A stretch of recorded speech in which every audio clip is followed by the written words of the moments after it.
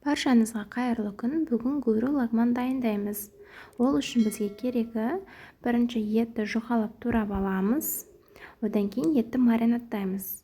Ол үшін бізге шымшым тұз, бір шай қасық кукуруз крахмалы және де бір ас қасық сұйық май, 15 грамм су, сонымен қатар 2 ас қасық соевый соус қажет. Барлығын жақсылап араластырып аламыз. Етті 30-40 минут уақытқа қалдырып қоямыз.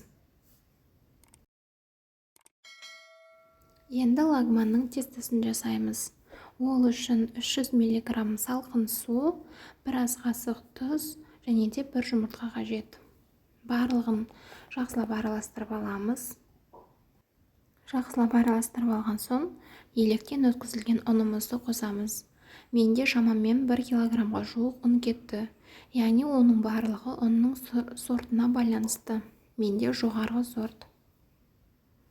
Тестаны өте қатты қылып илейміз.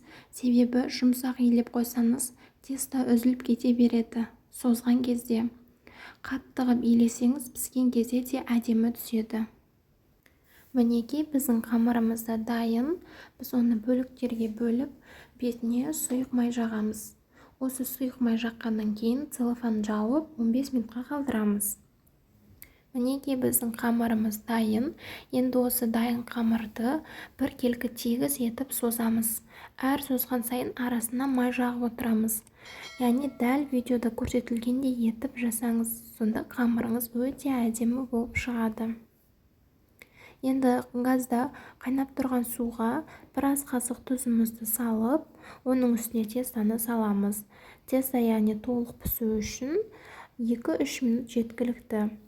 Қамырымыз піскеннен кейін салқын суға салып аламыз.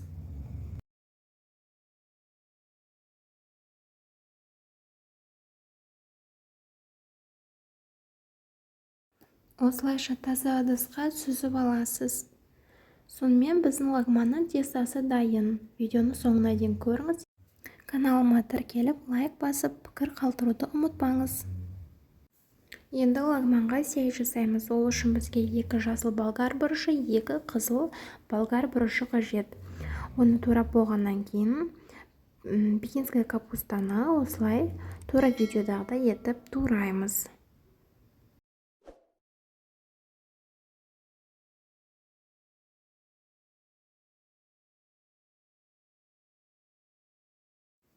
Пекинская капустаны видеодағыдай осылай қиғашынан тураймыз.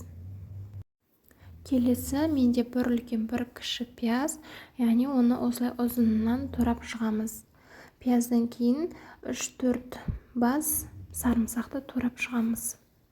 Майдалап турап алғаннан кейін үстінен осылай кесіп шығамыз.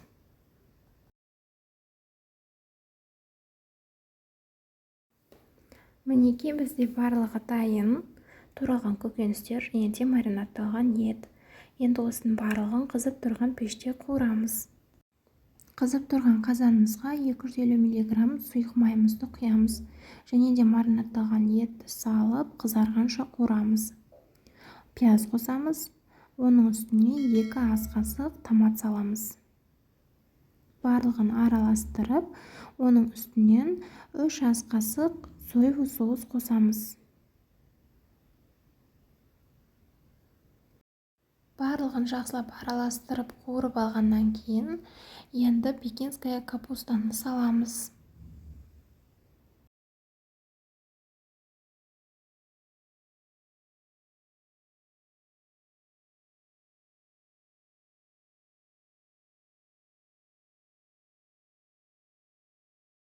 Пекинская капустаны салғаннан кейін 2-3 минут қуырып аламыз.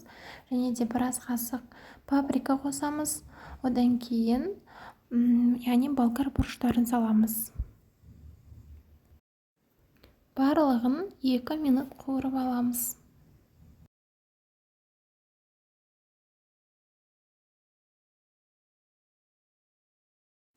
Ең соңында сарымсақты саламыз. Барлығын жақсылап 1-2 минут араластырамыз. Одан кейін 300 мг суымызды құйып, 3-4 минут бұқтырып аламыз. Осымен сәй дайын. аз болсын. Мінекей біздің лағманымыз дайын болды.